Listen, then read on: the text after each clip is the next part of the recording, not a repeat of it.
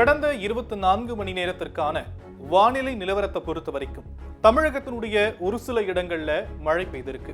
அதே மாதிரி காரைக்கால் பகுதிகளில் மிக லேசான மழை பதிவாகி இருக்கு. புதுவையை பொறுத்த வரைக்கும் வறண்ட வானிலையே நிலவியதா சொல்லப்பட்டிருக்கு. வெப்பநிலையை பொறுத்த வரைக்கும் அதிகபட்ச வெப்பநிலை மதுரை விமான நிலைய பகுதிகளில் 39.5 டிகிரி செல்சியஸ் ஆகும். குறைந்தபட்ச வெப்பநிலையா கரூர் பரமத்தியில 21 டிகிரி செல்சியஸ் ஆகும் பதிவாகி இருக்கு.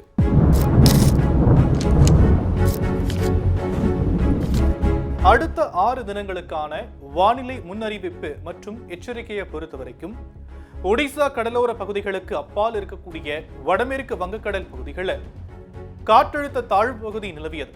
இது ஆழ்ந்த காற்றழுத்த தாழ்வு பகுதியாக வலுப்பெற்று அதே பகுதியில் நிலவுது. இது அடுத்த 24 மணி நேரத்துல மேற்கு வடமேற்கு திசையில ஒடிசாவை நோக்கி நகரக்கூடும்னு சொல்லியிருக்கிறாங்க வானிலை மையம். இதன் காரணமா ஆகஸ்ட் 28ஆம் தேதி தமிழகத்தினுடைய சில இடங்களில் புதுவை மற்றும் காரைக்கால் பகுதிகளிலும் இடி மின்னலுடன் கூடிய லேசான முதல் மிதமான மழை பெய்யக்கூடும்னு சொல்லப்பட்டிருக்கு. நீலகிரி மற்றும் கோயம்புத்தூர் மாவட்டத்தின் மலைப்பகுதிகளுடைய ஒரு சில இடங்கள்ல கனமழை பெய்ய வாய்ப்பு இருக்குன்னு சொல்லியிருக்கிறாங்க. ஆகஸ்ட் 29ஆம் தேதி நீலகிரி மற்றும் கோயம்புத்தூர் மாவட்டத்துடைய மலைப்பகுதிகளில் சில இடங்கள்ல கனமழை பெய்ய வாய்ப்பு இருக்குன்னு சொல்லப்பட்டிருக்கு.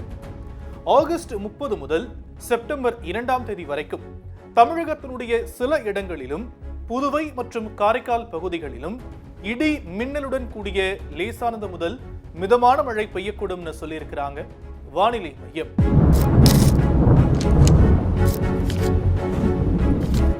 சென்னை மற்றும் புறநகர பகுதிகளை பொறுத்த வரைக்கும் வானம் ஓரளவு மேகமூட்டத்துடன் காணப்படும் அப்படின்னும் நகரின் ஒரு சில இடங்களில் இடி மின்னலுடன் கூடிய லேசானதிலிருந்து மிதமான மழைக்கு வாய்ப்பு இருக்குன்னு சொல்லப்பட்டிருக்கு.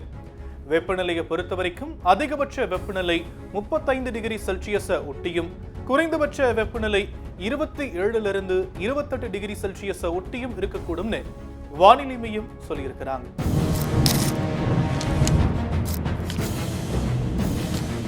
ஆகஸ்ட் 31ஆம் தேதி வரைக்கும் மீனவர்களுக்கான எச்சரிக்கை பார்த்தோம் அப்படின்னா தமிழக கடலோர பகுதிகள், வங்கக்கடல் பகுதிகள், அரபிக்கடல் பகுதிகள், தென்கிழக்கு கடலோர பகுதிகள், மன்னார் வளைகுடா மற்றும் குமரிக்கடல் பகுதிகளில் சூறாவளி காற்று மணிக்கு 40 55 கிலோமீட்டர் வேகத்திலையும் இடையிடையே 60 65 கிலோமீட்டர் வேகத்துல வீசக்கூடும். அப்படிங்கிறதுனால மேற்குறிப்பிட்ட நாட்கள்ல மீனவர்கள் இந்த பகுதிகளுக்கு செல்ல வேண்டாம் அப்படின்னு எச்சரிக்கை விடுத்திருக்கிறாங்க வானிலை மையம்.